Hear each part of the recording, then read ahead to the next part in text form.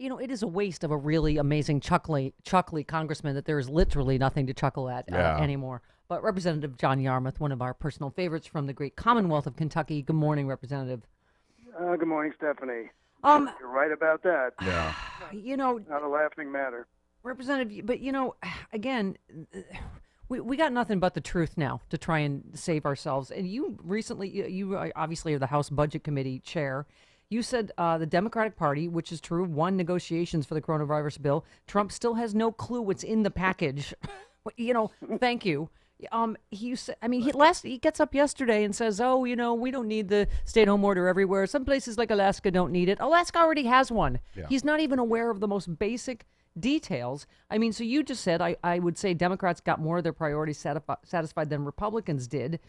You said the Democrats made it clear they weren't going to create a $500 billion slush fund for corporations with no oversight. But you went on to make the salient point. You said, I'm sure he still has no clue what's in the package. He was not involved at all in the negotiations. This is supposed to be the leader of the free world, right?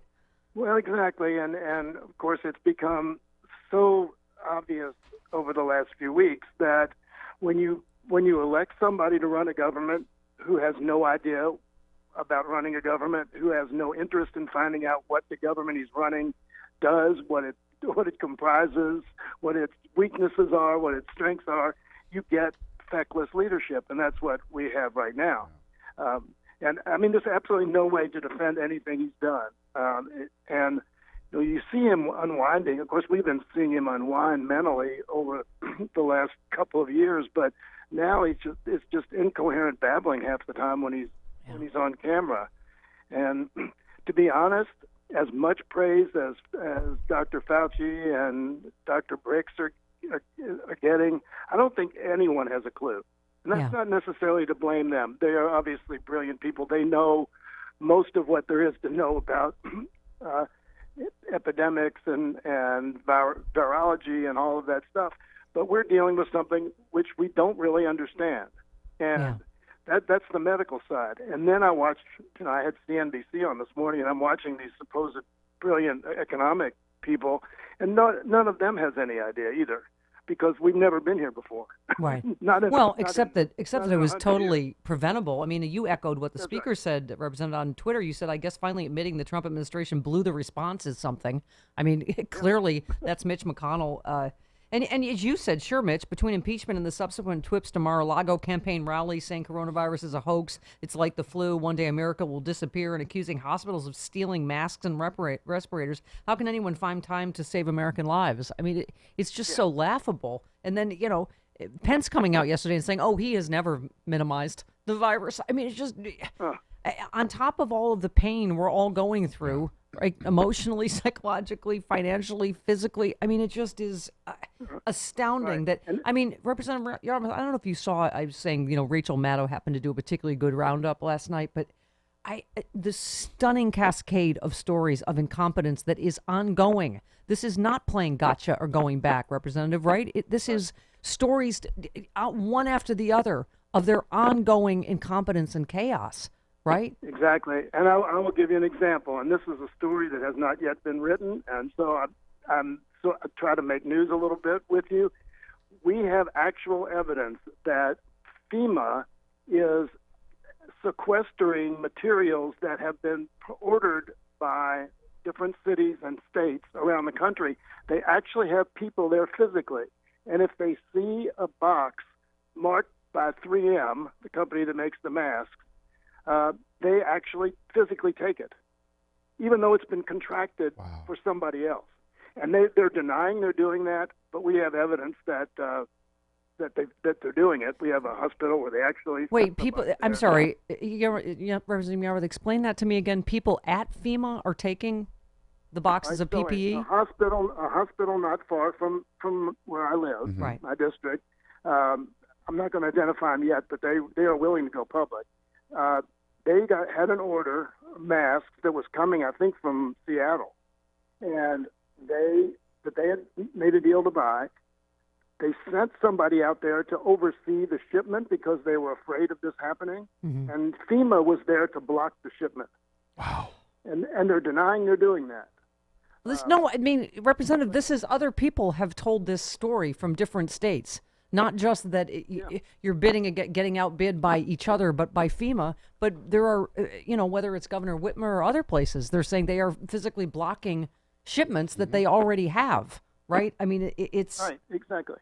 And things like my mayor told me that they had made a deal to buy masks that 3 weeks ago cost 90 cents a piece, and now they're bid up to over $3.50. That's so there's gouging going on. Yeah. There is manipulation of the supply chain going on, and then there's nobody trying to put any order into it. Oh, It's tragic. Representative, I don't know if this is the same story, but you tweeted about. You said it's unconscionable that the administration is standing in the way of hundreds of thousands of gallons of hand sanitizer for those on the front lines battling this pandemic. Is that a separate story or no? That story actually has been resolved. So, okay. But what was happening was we have a lot of distillers. You know, my interest in the great bourbon industry. Sure. We have especially now. Yeah. Yes. Yes. Actually, the distillers are one of the industries that actually is doing well right now. Yeah, I saw that alcohol sales through the roof. Yeah. Yeah. But they all decided to do their civic duty, and they said we can make tons and tons of hand sanitizer. It's an easy process. We don't really have to convert anything. Let us do it. FDA was not going to let them do it because of a bizarre they actually, at one point, if you can believe this, the FDA said, we're afraid children are going to hold of it and drink it. Oh, my God.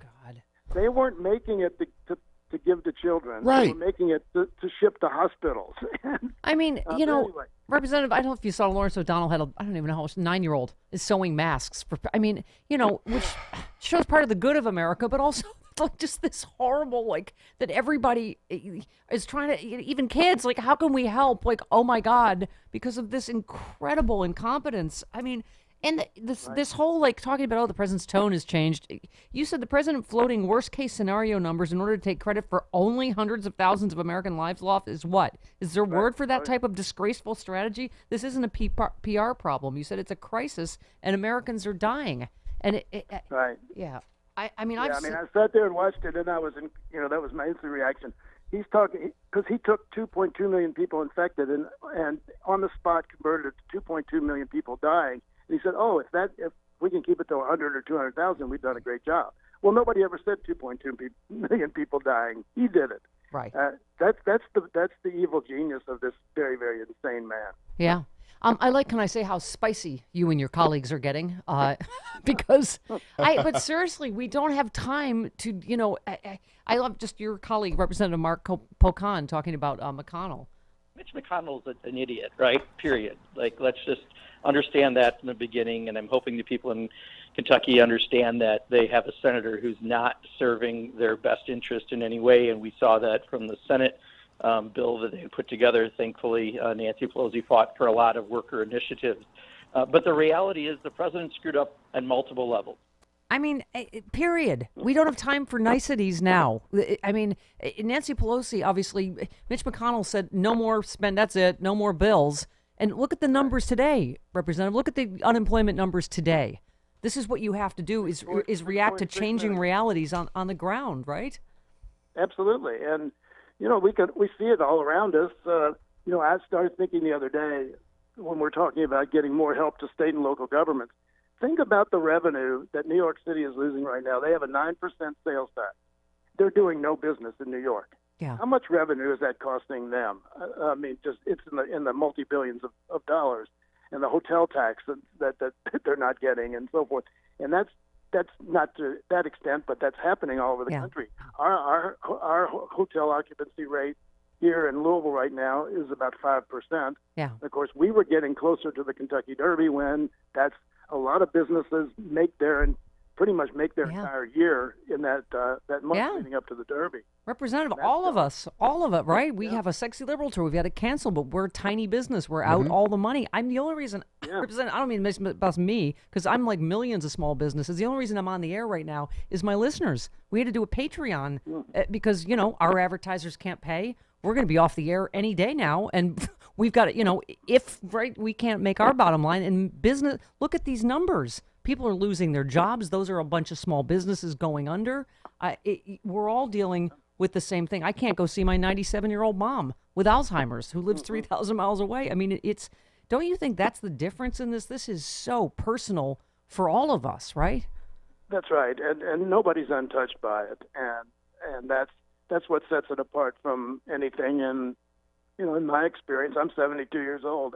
There's been nothing in my lifetime like this. Yeah. Everything else was relatively brief. The tragedies that were relatively brief.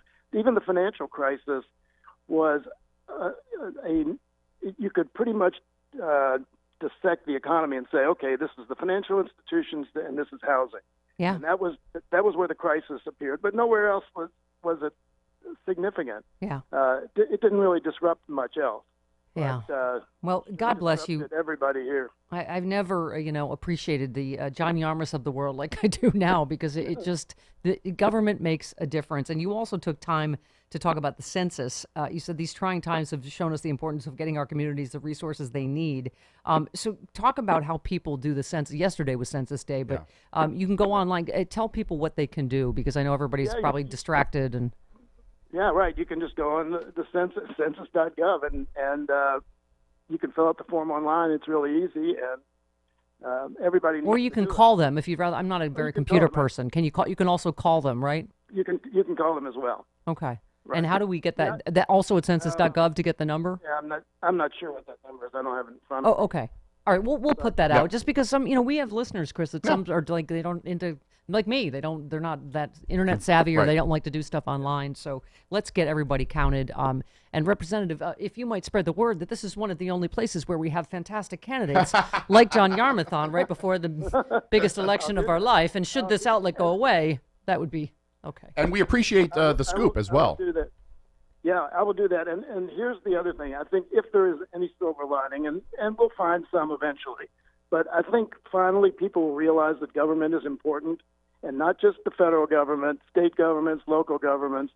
They're all very critical, and it makes a difference who leads them. Yeah. And you need to have people who understand what government is supposed to do when you put them in charge of it. Yep. And that's Republicans for now 30 years have said, the government, we can do with less government. We can do with less government. I was just gonna. Oh, see, we complete each other. You say it there. I'm thinking it here. You say it there. I was just thinking that, Representative Yarmuth. This is particularly catastrophic, but it is their.